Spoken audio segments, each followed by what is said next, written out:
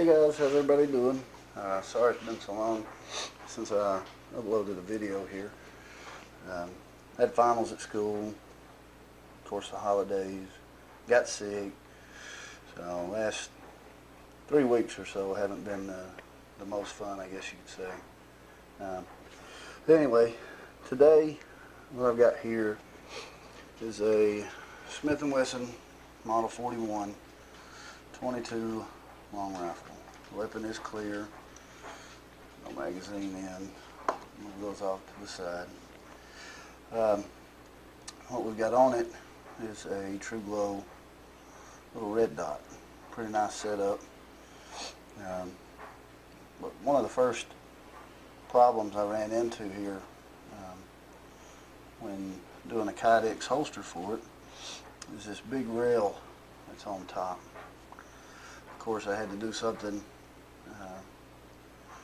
to account for all the rails here, or else if the Kydex had formed to that, of course there would have been no drawing the gun out of the holster whatsoever. So what I did to make some space there for that was I cut some little dowels, and I got this from Walmart.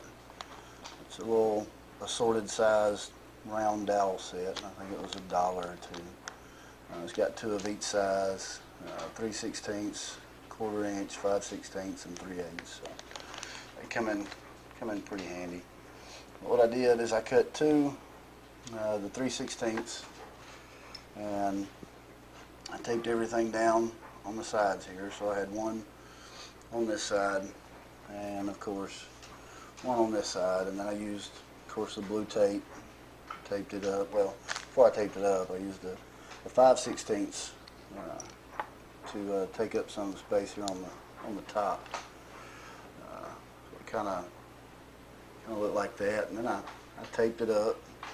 I tried to protect the gun as best I could during the pressing process, so everything was taped. So what I got is the customer came to me with this, a little nylon holster, which he ended up cutting and then stitching the edges back around to accommodate for the red dot. It works, it does its job. However, he wasn't too happy with it, so he wanted a Kydex sheath. So what I ended up with was this, pretty much just like a basic Kydex holster for any gun.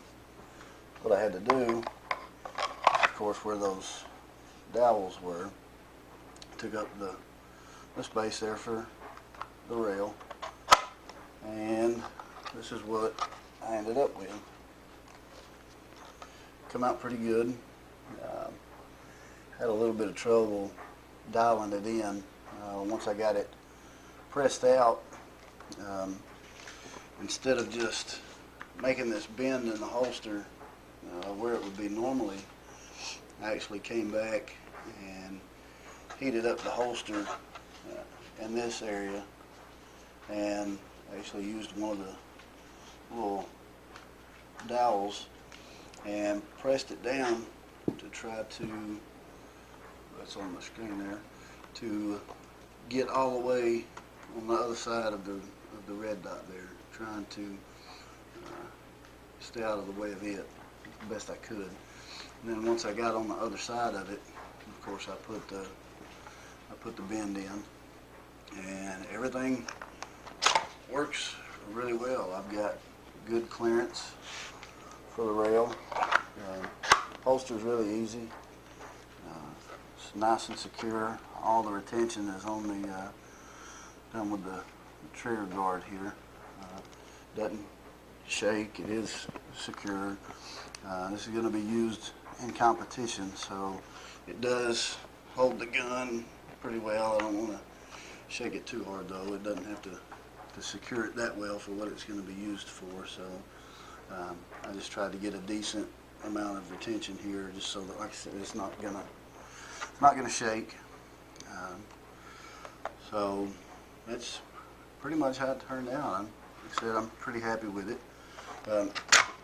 And the customer wanted left-handed, so also wanted some little bit of a forward cant. I believe here we're probably close to about 20 degrees.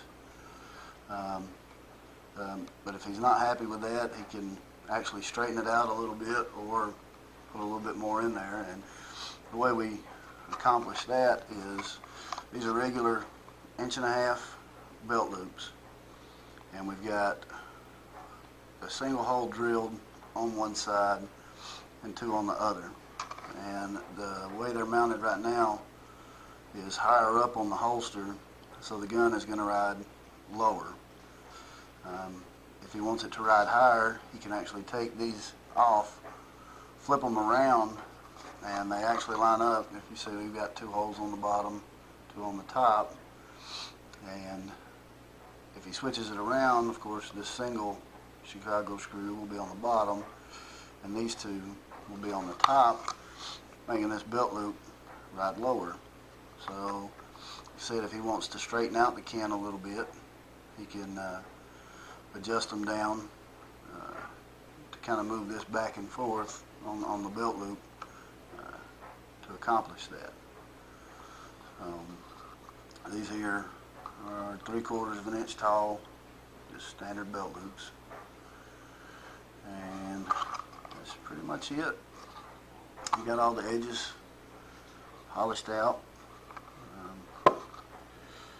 Used 0.08 on the holster itself, and for the belt loops used the 0.125, make them a little bit more rigid and hold up a little bit better than some of the smaller stuff. So right there's what I ended up with. Pretty happy with it. Going to deliver it tomorrow, and maybe we can get a report back from Johnny. So we'll see how it goes. If anybody's interested in ordering a holster, you can send me an email at shadowconcealment@gmail.com. Get back to you in a hurry. Let us know what you got. We can do just about any Glock. You got a couple of XDs. Also got a TLR 1S.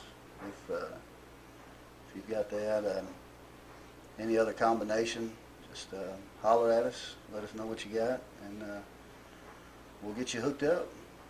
So, thank you for watching.